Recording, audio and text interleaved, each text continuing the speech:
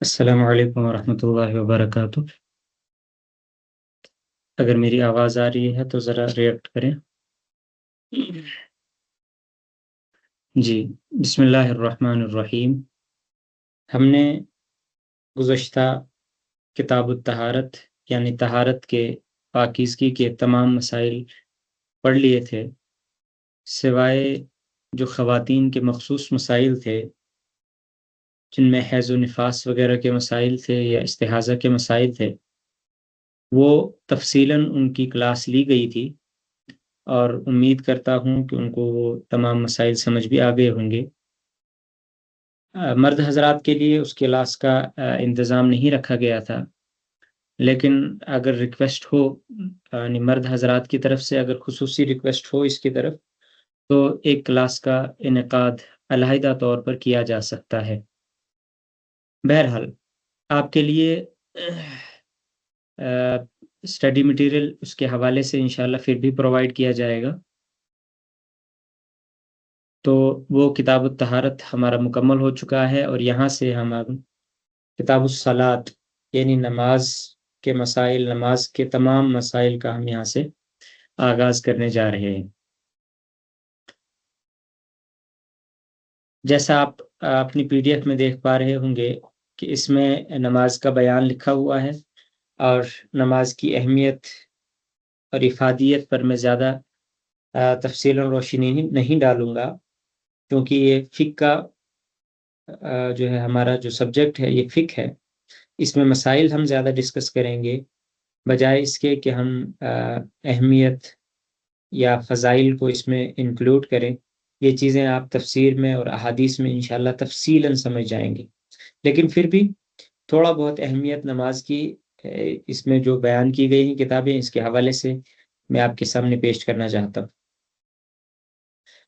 نماز کی اہمیت۔ اسلام کا دوسرا رکن نماز ہے، اور ایمان لانے کے بعد سب سے اہم اور مقدس فریضہ نماز کی ادائیگی ہے۔ قرآن کریم کی بہت سی آیات اور متعدد احادیث میں نماز کی اہمیت و تاکید کو بیان کیا گیا ہے۔ ایک حدیث میں آتا ہے، حضور صلی اللہ علیہ وسلم نے ارشاد فرمایا، الصلاۃ عماد الدین، من اقامها اقام الدین ومن هدمها فقد هدم الدین، کہ نماز دین کا ستون ہے، جس نے نماز کو قائم کیا اس نے دین کو قائم کیا، اور جس نے نماز کو چھوڑا اس نے دین کو جو ہے ترک کر دیا، دین کو اس نے گرا دیا۔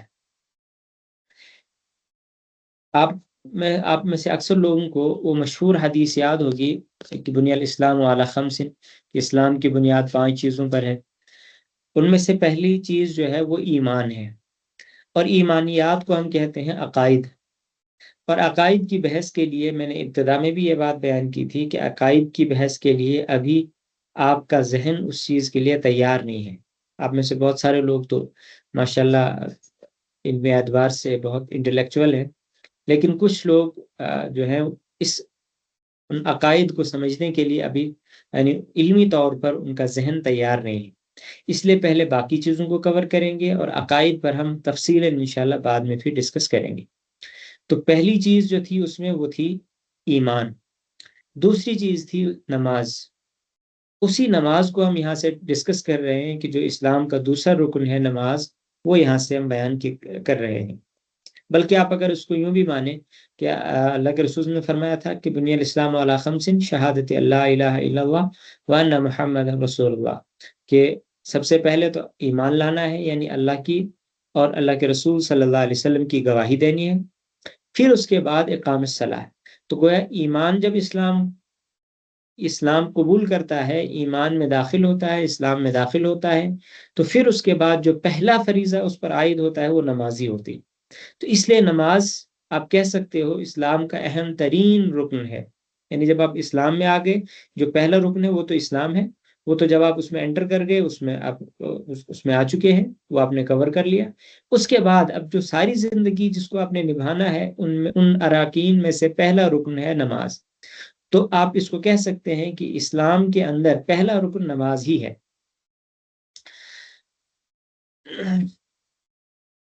اس میں ایک حدیث مبارکہ بھی یہاں پر کوٹ کی گئی ہے کہ یہ حدیث مبارکہ سندن یہ تھوڑی سی ضعیف ہے، لیکن بہرحال یہ آپ حدیث کی کلاسز میں آپ انشاءاللہ آگے آگے پڑھتے رہیں گے کہ جو ضعیف حدیث ہوتی ہے اس سے کسی مسئلے کا استنباط نہیں کیا جاتا ہے، یعنی اس سے مسائل نہیں نکالے جاتے ہیں ضعیف احادیث، لیکن فضائل میں ضعیف احادیث چل سکتی ہیں، ان سے فائدہ حاصل کیا جا سکتا ہے۔ یعنی جب کسی عمل کی فضیلت بیان کرنا مقصود ہو تو پھر اس میں ضعیف احادیث کو ایز اے ریفرنس ماننا، اس کو ایکسیپٹ کیا جاتا ہے، سب کے نزدیک اس کو ایکسیپٹ کیا جاتا ہے ضعیف احادیث کو بھی، ٹھیک ہے۔ اور اس معنی میں تو بہت ساری احادیث ہیں، جیسے اللہ کے رسول صلی اللہ علیہ وسلم نے فرمایا کہ اسلام اور کفر کے درمیان جو ہے ترک الصلاح، نماز کا چھوڑنا ہے۔ اور اس قسم کی متعدد احادیث ہیں اللہ کے رسول صلی اللہ علیہ وسلم سے منقول ہیں نماز کی اہمیت کے بارے میں۔ اور پھر اس کے حوالے سے جب یہ ساری باتیں ہیں تو یہ حدیث جو ضعیف ہے یہ بھی اس ضمن میں ہے، اسی مضمون میں ہے، اس کو بھی جو ہے ایک اہمیت پھر حاصل ہو جاتی ہے، یعنی اس کا درجہ پھر بڑھ جاتا ہے۔ ایمان لانے کے بعد انسان پر لازم آتا ہے کہ وہ اپنے عمل سے اس کا ثبوت پیش کرے کہ وہ خدا کا بندہ ہے، اور بندگی کے اظہار کا سب سے بہتر اور اچھا طریقہ نماز ہے۔ نماز پڑھنے سے انسان کو اپنے بندہ ہونے کا احساس بار بار ہوتا ہے۔ جب انسان دن میں 5 بار نماز میں خدا سے عہد کرتا ہے کہ وہ صرف اسی کی بندگی کرے گا اور اس پر خدا کی مدد طلب کرتا ہے اور اس سے توفیق چاہتا ہے، تو اچھائیاں ابھرتی ہیں اور برائیاں ختم ہو جاتی ہیں۔ خود قرآن پاک میں اس حقیقت کو بیان کیا گیا ہے، ان الصلاۃ تنہا عن الفحشاء والمنکر، بے شک نماز بے حیائی اور برائی سے، سرکشی سے روکتی ہے۔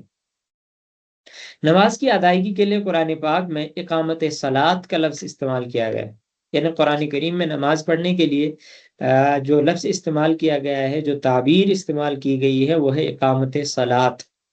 عموماً ہم جو اردو میں ہم اس کے لیے لفظ استعمال کرتے ہیں یا جو تعبیر استعمال کرتے ہیں وہ ہم کہتے ہیں نماز پڑھنا۔ پڑھنے کو عربی میں کہتے ہیں، جو آپ نے پڑھا قراءت کہتے ہیں پڑھنے کو، لیکن یہ قراءت صلاۃ نہیں ہوتا ہے، نماز کا پڑھنا نہیں ہے، بلکہ یہ اقامت صلاۃ ہے، نماز کو قائم کرنا۔ یہ جو ہے عربک جب اس میں لینگویج میں بھی آپ انشاءاللہ اس لفظ کو سمجھیں گے اچھے سے۔ قام یقوم کے معنی ہوتے ہیں کھڑا ہونا، یعنی اپنے پیروں پر کھڑا ہونا، اس کو کہتے ہیں قائم، قیام، کھڑا ہونا۔ ارسی سے بنا پھر لفظ اقامت، اقام یقیم و اقامت کے معنی ہوتے ہیں کھڑا کرنا۔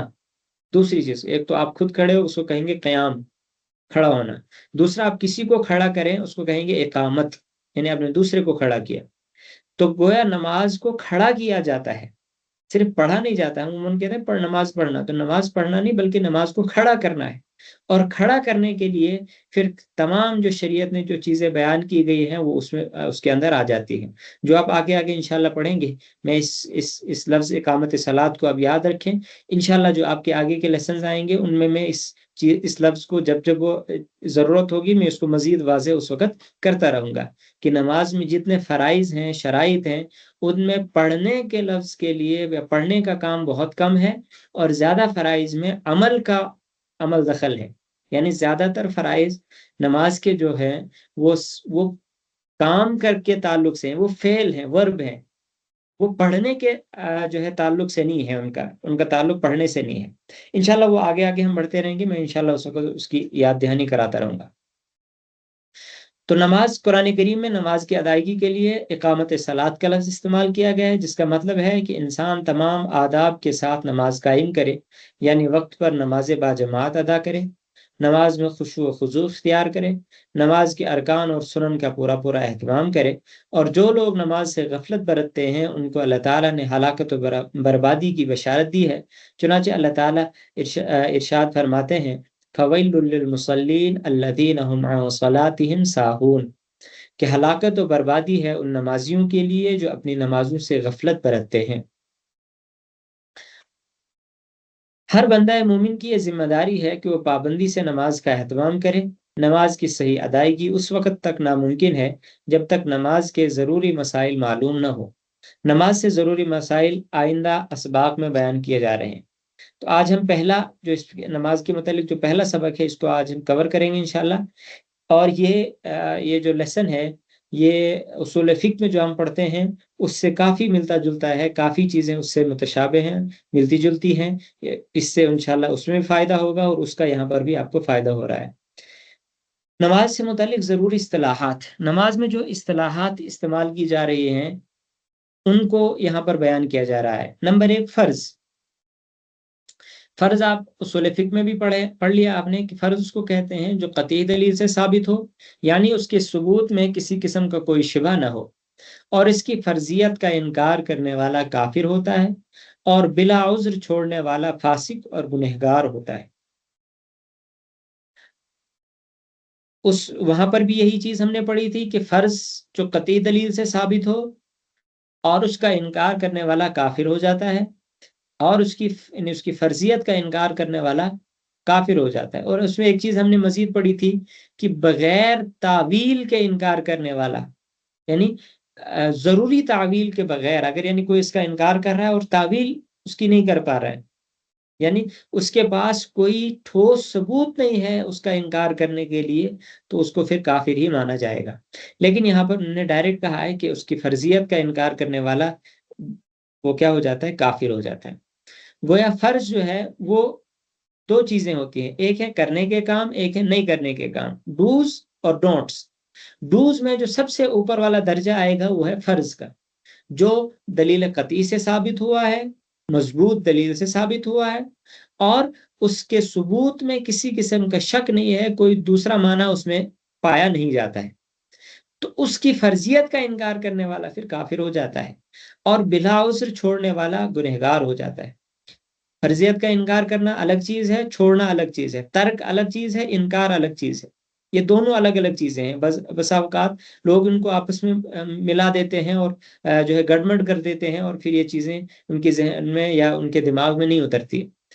یہ چیزیں آپ نے سمجھنی ہے کہ ایک ہے فرض کا انکار کرنا، دوسرا ہے فرض کو نہیں کرنا۔ مثال کے طور پر کوئی شخص یہ کہہ رہا ہے کہ میں نماز سے مغرب کو مانتا ہی نہیں کہ وہ فرض ہے، نماز مغرب فرض ہی نہیں ہے، اس کو کہیں گے فرضیت کا انکار کرنا۔ اب جو شخص فرضیت کا ڈائریکٹ انکار کر رہا ہے اس کو کہیں گے کافر۔ لیکن دوسرا شخص ہے جو نماز کی فرضیت کا انکار نہیں کر رہا، وہ کہہ رہا نماز فرض ہے لیکن وہ چھوڑ رہا ہے، عذر بھی اس کے پاس کوئی نہیں ہے، بغیر عذر کے اس کو چھوڑ رہا ہے، تو ایسے انسان کو ہم کہیں گے فاسق ہے، گنہگار ہے۔ جیسے اکثر مسلمان نماز ترک کر دیتے ہیں، نماز چھوڑ دیتے ہیں، تو نماز کے چھوڑنے کی وجہ سے کافر نہیں ہوں گے، لیکن نماز کی فرضیت کا انکار کرنے کی وجہ سے کافر ہو جائیں گے۔ ٹھیک ہے، بہرحال وہ آگے انشاءاللہ مزید اس پر ڈسکس کریں گے۔ فرض کی دو قسمیں ہیں، فرض عین اور فرض کفایہ، یہ بھی ہم پڑھ چکے ہیں۔ یہاں پر صرف فرض کی قسمیں انہوں نے بیان کی ہے، اور وہاں پر فرض کے ساتھ ساتھ واجب کی بھی یہ قسمیں بیان کی گئی تھی، تو دونوں طرح سے یہ درست ہے۔ فرض عین وہ فرض ہے جس کا ادا کرنا ہر شخص کے لیے ضروری ہو، جیسے نماز، روزہ وغیرہ۔ فرض عین یعنی ایسا فرض جو ہر ایک شخص کے لیے ادا کرنا ضروری ہو، کسی کے لیے چھوٹ نہیں ہے، اس کو کہتے ہیں فرض عین۔ جیسے نماز ہے، ہر ایک انسان کے لیے ضروری ہے، روزہ ہے، ہر ایک انسان کے لیے ضروری ہے، وغیرہ وغیرہ۔ فرض کفایہ وہ فرض ہے جو چند آدمیوں کے ادا کر لینے سے سب کے ذمے سے اتر جاتا ہے۔ فرض کفایہ وہ فرض ہے جو کچھ نے ادا کر لیا تو باقیوں کے ذمے سے بھی ساقط ہو گئے، لیکن اگر کسی نے ادا نہیں کیا تو سارے کے سارے گنہگار ہو جائیں گے۔ یعنی وہ فرض سب سے مخاطب ہے، سب کو کہا جا رہا ہے یہ کام کرو، لیکن اگر ان میں سے کچھ نے کر لیا تو باقی بچ جائیں گے، لیکن اگر کسی نے نہیں کیا تو سارے اس عتاب میں شامل ہو جائیں گے۔ ٹھیک ہے، یہ ایسے ہو گیا، اس کو ایک عام مثال سے آپ سمجھ لیجئے کہ جیسے 100 لوگ ہوں، کسی ایک کمپنی میں کام کر رہے ہوں، اور ان کو یہ آرڈر دیا جائے کہ آپ کو فلاں کام کرنا ہے اور یہ 2 دنوں کے اندر کام مکمل ہو جانا چاہیے۔ اگر ان میں سے کچھ لوگ 2-4 لوگوں نے مل کر وہ کام کر لیا تو باقی جو امپلائیز ہیں ان کو جو ہے کچھ بھی نہیں کہا جاتا ہے، لیکن اگر وہ کام کوئی نہ کرے تو پوری کی پوری کمپنی ہے، سارے کے سارے امپلائیز کو اس میں پھر قصوروار مانا جائے گا۔ تو یہ فرض کفایہ کی یہی مثال ہے کہ یہ کہا جا رہا ہے کہ تم نے یہ کرنا ہے، لیکن اگر کچھ نے کر لیا تو باقیوں کو پھر کرنے کی ضرورت نہیں ہے، باقیوں سے بھی ادا ہو جائے گا، جیسے نماز جنازہ۔ نماز جنازہ اگر کسی مسلمان کا نہیں پڑھا جا رہا ہے اور نہیں پڑھ رہے ہیں تو یہ گنہگار، سارے مسلمان اس میں گنہگار ہوں گے۔ لیکن اگر کچھ لوگوں نے مل کر 20 30 40 لوگوں نے مل کر پڑھ لیا تو اس بستی میں یا اس علاقے میں رہنے والے 100 200 1000 2000 لاکھ لوگ، وہ سارے کے سارے اب ان کے جنازہ پڑھنے کی وجہ سے جو ہے اس گناہ سے اب بری ہو جائیں گے۔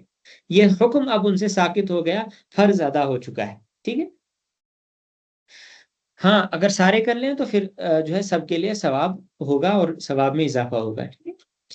نمبر 2، واجب۔ واجب وہ ہے جو ضمنی دلیل سے ثابت ہو، یعنی اس کا ثبوت قطعی نہ ہو۔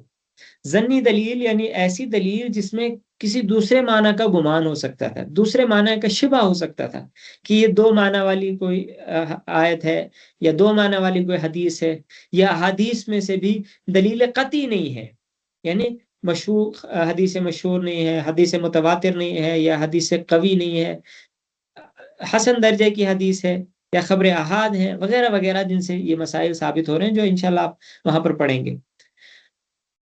بلکہ غالب گمان ہو تو اس کا انکار کرنے والا کافر نہیں ہو، البتہ اس کا چھوڑنے والا فاسق اور گنہگار ہو جاتا ہے۔ یعنی جو چیز فرض واجب ہو، اس واجب کا انکار کرنا، اس کی وجہ سے کوئی انسان کافر نہیں ہوگا، لیکن اس کو چھوڑنے کی وجہ سے گنہگار ضرور ہو جائے گا۔ جیسے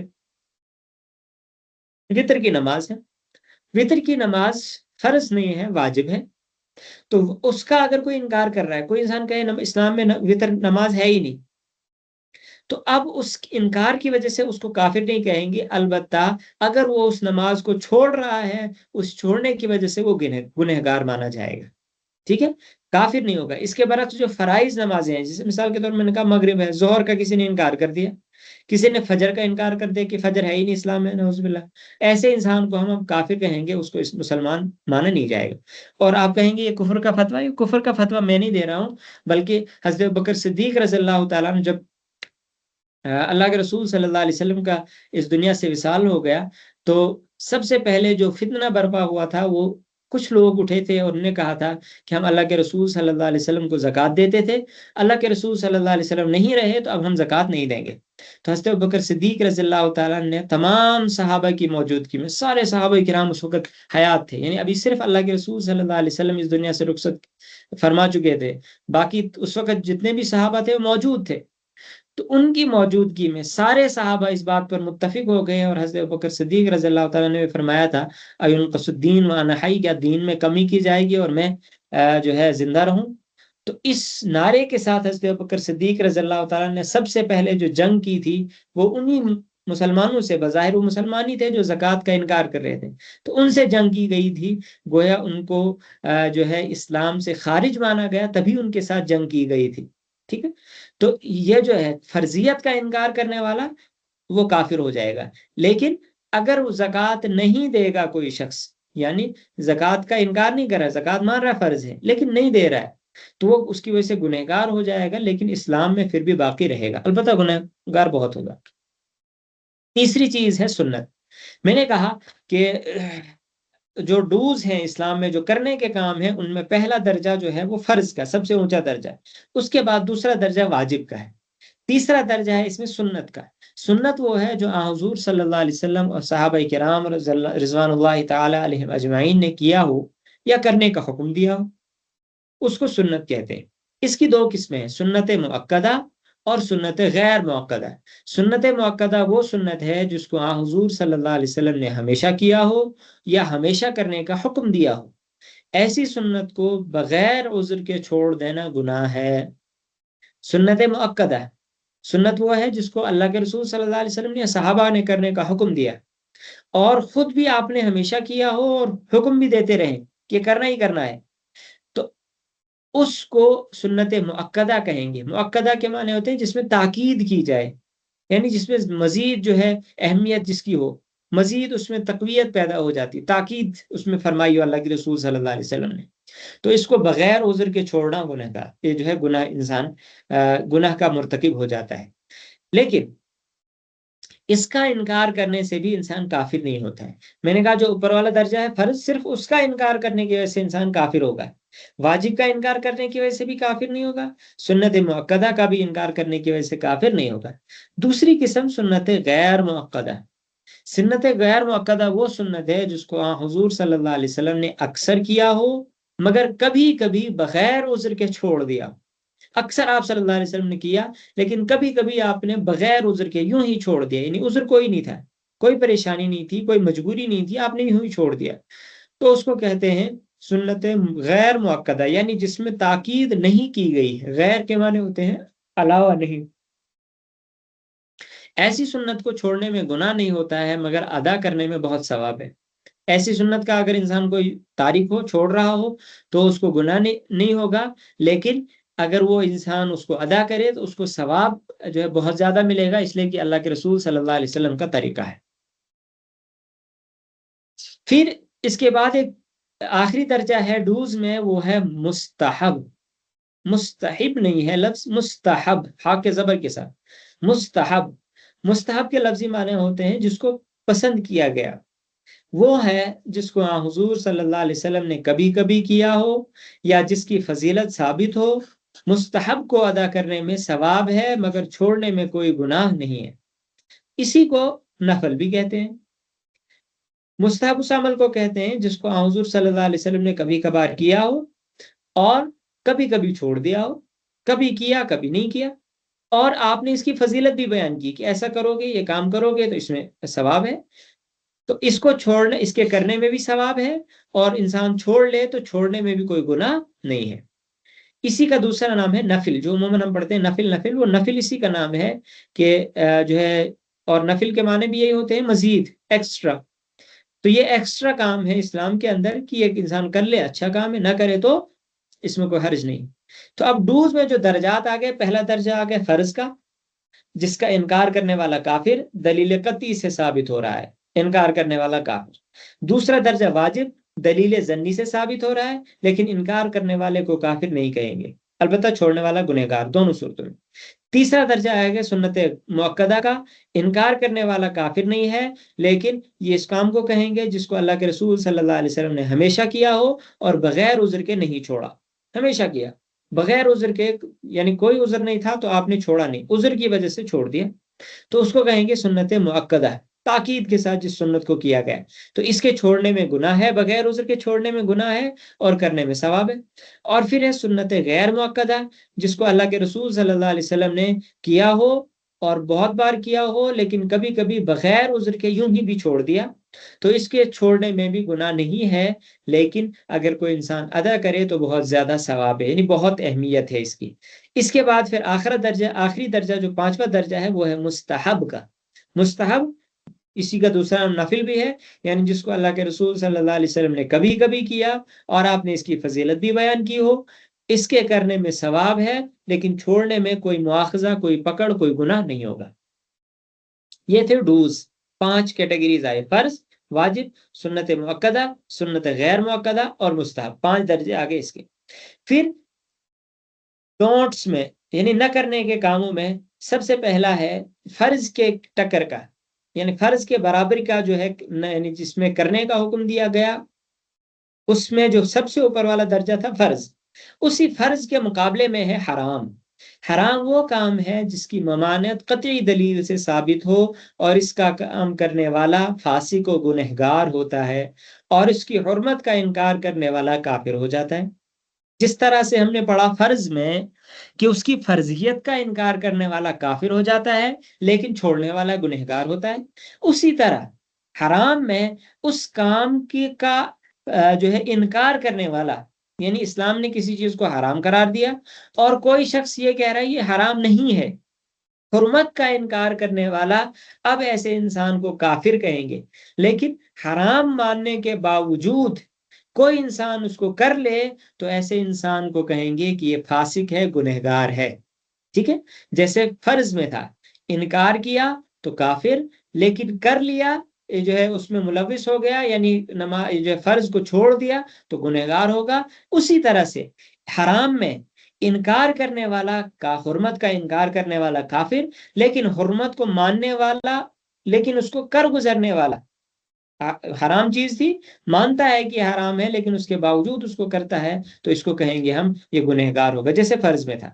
دوسری چیز، فرض جو تھا، جو فرض کا ثبوت قطعی دلیل سے ملا تھا ہمیں، یعنی قطعی دلیل سے جس میں کوئی شک شبہ یا دوسرے معنی پیدا نہیں ہو سکتے تھے۔ اسی طرح حرام بھی کی ممانعت بھی ہے، وہ قطعی دلیل سے ثابت ہوتی ہے۔ فرض کی جو ہے فرضیت بھی قطعی دلیل سے ثابت ہو جاتی ہے، اور حرام کی حرمت اور ممانعت بھی قطعی دلیل سے ثابت ہوتی ہے۔ ٹھیک ہے، ڈوز اور ڈونٹس میں فرض اور حرام دونوں ہم پلہ ہیں، ایک درجے کے ہیں۔ ٹھیک ہے، دوسرا مکروہ تحریمی۔ مکروہ تحریمی وہ کام ہے جس کی ممانعت ظنی دلیل سے ثابت ہو، اور اس کام کا کرنے والا گنہگار ہوتا ہے، البتہ انکار کرنے والا کافر نہیں ہوتا۔ جو مکروہ تحریمی ہے، یعنی وہ مکروہ کے لفظی معنی ہوتے ہیں ناپسندیدہ، لیکن ناپسندیدہ جس طرح ہم نے پڑھا سنت میں دو درجے ہیں، سنت مؤکدہ اور سنت غیر مؤکدہ، اسی طرح مکروہ میں بھی دو درجے ہیں، مکروہ تحریمی اور مکروہ تنزیہی۔ مکروہ تحریمی اور مکروہ تنزیہی۔ مکروہ تحریمی وہ کام جس کی ممانعت ظنی دلیل سے ثابت ہو۔ اگر آپ کو واجب کی تعریف یاد ہو تو ہم نے واجب کی تعریف میں بھی یہی پڑھا کہ جس کا وجوب ظنی دلیل سے ثابت ہو۔ مکروہ تحریمی بھی وہی اسی کے برخلاف، اسی کے اپوزٹ ہے، اسی کے درجے کا ہے، یعنی واجب کا درجہ یا واجب کی جو ثبوت ہے وہ ظنی دلیل سے ہے، اور مکروہ تحریمی کی جو ممانعت ہے، جو اس کو روکا گیا ہے، یہ بھی ظنی دلیل سے ثابت ہے۔ یہاں کرنے کا حکم ہے، واجب میں کرنے کا حکم ہے، اور مکروہ تحریمی میں روکنے کا حکم ہے کہ یہ نہیں کرنا ہے۔ ٹھیک ہے، تو اس کام کا کرنے والا گنہگار ہوتا ہے، البتہ انکار کرنے والا کافر نہیں ہوتا ہے۔ جس طرح واجب کا انکار کرنے والا واجب کا منکر کافر نہیں ہوتا، اسی طرح مکروہ تحریمی کا انکار کرنے والا بھی کافر نہیں ہوتا ہے۔ جس طرح واجب کا کرنے والا گنہگار ہوتا ہے، اسی طرح مکروہ تحریمی کا کرنے والا بھی گنہگار ہو جاتا ہے۔ تیسری آئی پھر مکروہ تنزیہی۔ مکروہ تنزیہی، مکروہ تنزیہی وہ کام ہے جو شریعت کی نظر میں پسندیدہ نہیں ہے، یعنی اچھا کام شریعت کی نظر میں نہیں، اس کو نہ کرنے پر ثواب ملتا ہے اور کرنے پر کوئی خاص گناہ نہیں ہے، اس کو آپ سنت کے درجے میں مان لیں، سنت مؤکدہ نہیں بلکہ سنت غیر مؤکدہ کے درجے میں مان لیں۔ ٹھیک ہے، مکروہ تنزیہی یعنی تھوڑا بہت مکروہ ہے، ٹھیک ہے، تھوڑا بہت ناپسندیدہ عمل کہ جس کو شریعت نے ناپسند قرار دیا، شریعت نے اس کو اچھا نہیں سمجھا، اس کو نہ کرنے پر ثواب ملتا ہے، اور اگر کر لے کوئی تو زیادہ گناہ بھی نہیں ملتا ہے۔ ٹھیک ہے، اس کے بعد پھر آخری درجہ ہے مباح کا۔ یہ مباح دونوں کے برابر میں ہے۔ اب اس کو دیکھ لیجئے، ہم نے جو ڈوز تھے، کرنے کے جو کام تھے جن میں کرنے کا حکم دیا گیا تھا، ان میں 5 کیٹیگریز تھی، فرض، واجب، پھر اس کے بعد جو ہے سنت مؤکدہ، پھر سنت غیر مؤکدہ، اور پھر اس کے بعد آخر میں ہم نے مستحب یا نفل ہم نے پڑھ لیا۔ 5 درجے، فرض، واجب، سنت مؤکدہ، سنت غیر مؤکدہ اور نفل، یہ ہم نے 5 درجے اس کے ہم نے پڑھ لیے۔ پھر ادھر جو نہیں کرنے کے کام تھے ان میں سے سب سے اوپر حرام، پھر مکروہ تحریمی، مکروہ تنزیہی، یہ 3 درجات ہیں نہ کرنے کے، جو جن میں حکم دیا گیا کہ یہ نہیں کرنا ہے، تو ان کے 3 درجے آگے، حرام، مکروہ تحریمی، مکروہ تنزیہی۔ پھر ایک ہے مباح۔ مباح کہتے ہیں جائز کام کو، یعنی اس کام کے کرنے پر کوئی ثواب نہیں اور نہ کرنے پر کوئی گناہ نہیں، یعنی اس کا کرنا اور نہ کرنا دونوں برابر ہے، آپ کر لیں کوئی حرج نہیں، چھوڑ دیں کوئی حرج نہیں۔ تو جب آپ فقہ کی اصطلاح میں آپ کسی مفتی سے کوئی مسئلہ پوچھیں، کسی عالم سے کوئی مسئلہ پوچھیں، اور وہ یہ کہے کہ یہ کام جائز ہے، تو اس کا مطلب اس کے کرنے میں کوئی گناہ نہیں ہے اور چھوڑنے میں کوئی حرج نہیں ہے۔ ٹھیک ہے، چھوڑ لیا کوئی ثواب نہیں ہے یا کوئی گناہ نہیں ہے، اور کر لیا تو کوئی گناہ نہیں، کوئی حرج نہیں ہے، کوئی ثواب نہیں ہے۔ ٹھیک ہے، اس کا کرنا نہ کرنا دونوں برابر ہیں، کر سکتے ہیں، کرنا چاہیں کر سکتے ہیں، چھوڑنا چاہیں چھوڑ سکتے ہیں، اس کو کہتے ہیں مباح، جائز کام۔ اب نماز کے اندر کی کچھ جو ہے اصطلاحات اس میں بیان کی گئی ہیں۔ سب سے پہلی ہے تکبیر تحریمہ۔ آپ میں سے اکثر کو یہ یاد بھی ہوں گی، پھر بھی ہم تھوڑی سی دوہرا لیں تاکہ آپ کا یادہ ہو جائے۔ تکبیر تحریمہ، تکبیر کے معنی ہوتے ہیں اللہ اکبر کرنا. جب انسان اللہ اکبر کہے اس کو کہتے ہیں تکبیر، اللہ کی بڑائی بیان کرنا، تکبیر اللہ اکبر کہنا. تکبیر تحریمہ وہ تکبیر جس کی وجہ سے چیزیں حرام ہو جاتی ہیں. نماز میں جب ہم پہلے اللہ اکبر کر کے ہاتھ کانوں کی طرف اٹھاتے ہیں اور اللہ اکبر کہتے ہیں، اس تکبیر کو تکبیر تحریمہ کہتے ہیں. نماز شروع کرتے وقت اللہ اکبر کہنا یہ ہے تکبیر تحریمہ. اس کو تکبیر تحریمہ کہنے کی وجہ یہ ہے کہ اس کی وجہ سے حلال چیزیں حرام ہو جاتی، بہت ساری چیزیں. جیسے کھانا پینا حلال تھا، لیکن جب آپ نے نماز کے لیے اللہ اکبر کہا تو آپ اس تکبیر کی وجہ سے کھانا پینا آپ پر حرام ہو گیا. آپ کے لیے باتیں کرنا، ہنسنا کھیلنا، اچھلنا کودنا حلال جائز تھا، مباح تھا، کوئی اس میں حرج نہیں تھا. لیکن جب آپ نے اللہ اکبر کہا نماز کے لیے، اب یہ ساری چیزیں آپ کے لیے حرام ہو گئی. ٹھیک ہے، اس کو کہتے ہیں تکبیر تحریمہ. دوسری جو ٹرم ہے اس کے اندر وہ ہے ثنا. ثنا کے معنی ہوتے ہیں، تو اس کے معنی ہوتے ہیں تعریف کرنا. تو ثنا کہتے ہیں سبحانک اللہم و بحمدک و تبارک اسمک. یہ جو ہم جو ہے ثنا پڑھتے ہیں اس کو ہم کہتے ہیں ثنا. ٹھیک ہے، اس میں جو لکھا ہو سبحانک اللہم کے بعد الف لام خ، اس کا مطلب ہوتا ہے الی آخری ہی، یعنی ٹل اینڈ، آخر تک. ٹھیک ہے، ولا الہ غیرک تک، یہ ثنا کہلائے گی. پھر اس کے بعد ایک ٹرم ہے تعوذ. تعوذ کے معنی ہوتے ہیں پناہ مانگنا، جو انشاءاللہ آپ جو ہے جب سورہ فلق سورہ ناس انشاءاللہ تفصیل سے اس میں آپ کو تعوذ سمجھایا جائے گا. تعوذ کے معنی ہوتے ہیں پناہ مانگنا. تو اعوذ باللہ من الشیطان الرجیم، اس کے معنی ہوتے ہیں میں شیطان کی پناہ مانگتا ہوں، میں اللہ تعالیٰ کی پناہ مانگتا ہوں شیطان مردود سے. تو شیطان مردود سے جب ہم پناہ مانگتے ہیں، اللہ کی پناہ میں ہم جا رہے ہوتے ہیں، تو پناہ مانگنے کو اس کو ہم کہتے ہیں تعوذ. ٹھیک ہے، اسی طرح تسمیہ. تسمیہ کے معنی ہوتے ہیں نام لینا، اللہ کا نام لینا. اور اللہ کا نام بسم اللہ الرحمن الرحیم، یعنی جو آپ نے پڑھا تفصیل سے، شروع اللہ کے نام سے جو بڑا مہربان نہایت رحم کرنے والا ہے. اس طرح تسمیع. تسمیع کے معنی ہوتے ہیں سننا سنانا. یہ کہتے ہیں سمیع اللہ لمن حمیدہ، جس کے معنی ہے کہ اللہ تعالیٰ نے اس کی سن لی جس نے اس کی تعریف کی.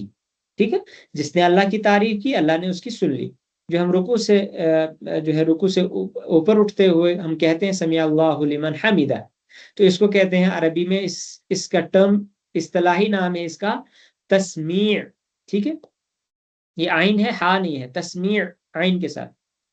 پھر ہے تحمید. تحمید کہتے ہیں ربنا لک الحمد، یعنی حمد بیان کرنا.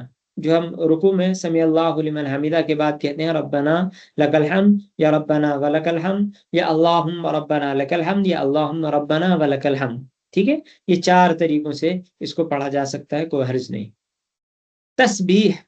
تسبیح کے معنی بھی ہوتے ہیں بڑائی بیان کرنا. یہ سبحان ربی العظیم یا سبحان ربی الاعلیٰ کہنا، اس کو کہتے ہیں تسبیح.